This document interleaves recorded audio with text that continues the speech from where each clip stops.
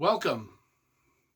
I'm Brian Lee Durfee, author of The Forgetting Moon, published by Simon & Schuster's Saga Press. Well, today I'm going to be reviewing Stephen King's novel, Christine. If you've been following my channel, you know I've been reviewing all these novels in publication order.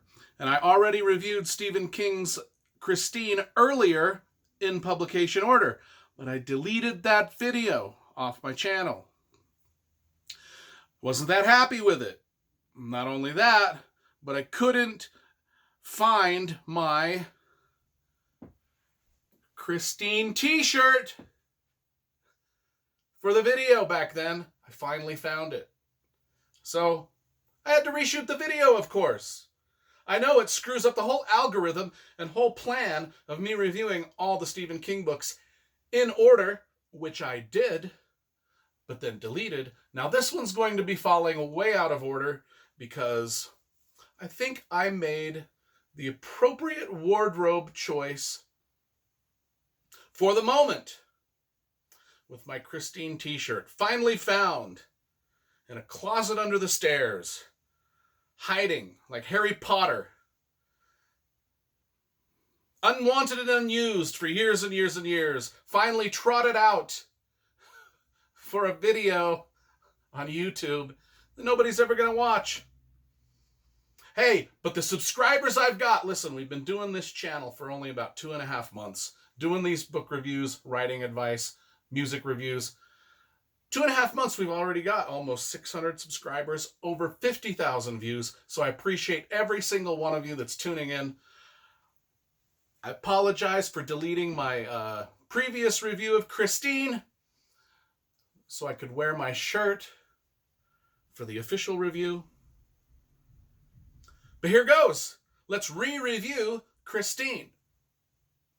Now, I've been reading these books in order of publication, also following along with the Audible.com version. The Audible.com version was read by voice actor Holter Graham. He did a great job.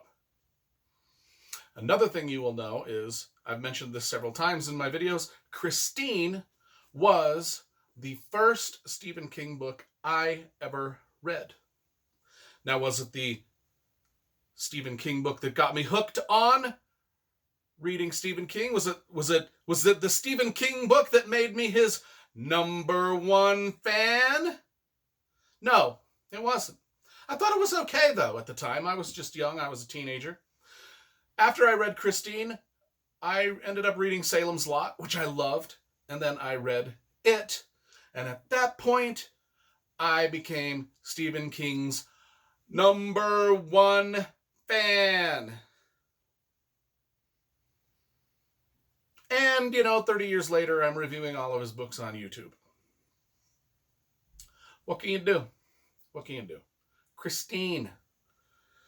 Man, this is a good book. This is good. It's kind of like a part halfway mixture mashup of Friday Night Lights meets, all your favorite monster movies with a little bit of a demolition derby thrown in the mix, It's about cars. It's about cars is what it's about. This book is about a car named Christine. If you hadn't figured that out already, just by virtue of living on this planet, you should already know that. This should not come as a shock or a spoiler to anyone. That the movie Christine, based off of the book Christine, written by Stephen King, is about a car named Christine that goes crazy and starts killing everybody. Well, not everybody. Kills the people that pissed it off. That's what happens. And it's a good book. It's one of Stephen King's monster movies, monster books. I categorize Stephen King books into 2 different categories. There's like the supernatural thrillers, like The Dead Zone and The Shining, where people, warp things with their mind or see into the future with their mind. And then there's his straight up monster books, like Christine, Salem's Lot, Cujo, you know, those kind of things. Christine falls into the monster book category, which is my favorite category, by the way. I like his monster books a lot more than his supernatural thrillers. And if you've been following these reviews, you already should know that. You've probably taken that down in your notebook for the test that will be coming at the end of these videos, because I will be reviewing all of 80 Stephen King's books. We are up to about number 26 on the list, which was Misery. Then I deleted Christine, which meant that we were on 25 on the list. Now we're back to 26 because we're sliding this one into the 26th place after Misery. So it's going to fall out of order in publication order. But it was all worth it because I found the shirt. I found it. My high school Christine shirt. Listen, I was a lot skinnier in high school. This thing looked like a piece of drape. It drowned me. It drowned me. I never wore it. Now I've filled out into a fat middle-aged man, and it fits perfect. Which is why I wanted to find it for this video, and I finally did. I liked Christine. It's about Arnie Cunningham, who's kind of a nerdy kid, and his buddy Dennis, who's kind of a cool kid. They're in high school together. And Arnie they're driving down a street and they see this old junker car in a junkyard. And Arnie wants to stop and look at the car. He gets out and looks at the car and he falls in love with it and says, I need to buy this. I need to fix this up. This is going to be my ride. This is what I'm going to be obsessed with. This is my purpose in life, to fix up this car. Now, Dennis is immediately suspicious of the car because he feels like there's something weird about it, you know. There's something weird about the junkyard guy that sells Arnie the car. There's just a weird vibe about it, you know. And then the story it's initially told from the perspective of Dennis, the cool kid. And we get to see how Arnie, his friend, goes from this nerdy guy into fixing up this car and getting a little confidence. And the car is kind of giving him that confidence. It's like a supernatural thing with the car. It's sort of giving Arnie that confidence. And Arnie starts to dress cooler. He starts to act cooler. The girls start to come around him more. And Dennis kind of knows that it's got to do with the creepy car that Arnie's fixing up. But he can't figure out what it is. He sits in the car and he kind of sees these little visions and the little tweaks of weirdness. And again, the guy that sold the car to Arnie is weird. And so it just doesn't sit well with Dennis, who is the one narrating the story. Until about halfway through the story, then Dennis stops narrating the story. And for some reason, we change perspectives completely to more of an omnipresent viewpoint where Dennis is no longer a narrator. And this is the one thing about this novel that I don't like, is this jarring jump in perspectives from us hearing the story through Dennis's voice.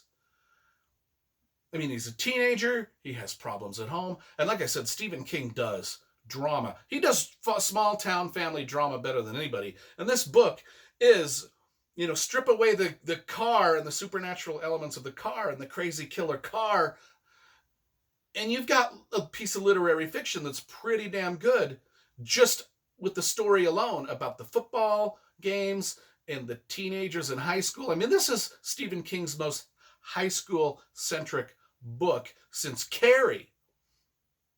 And so it's, you know, it's a lot about teenage angst, teenage problems, teenagers getting along with their parents or not getting along with their parents being bozos, their parents not knowing how to raise their kids right. It's got all the trappings of a great Stephen King literary piece of fiction mixed in with a killer car.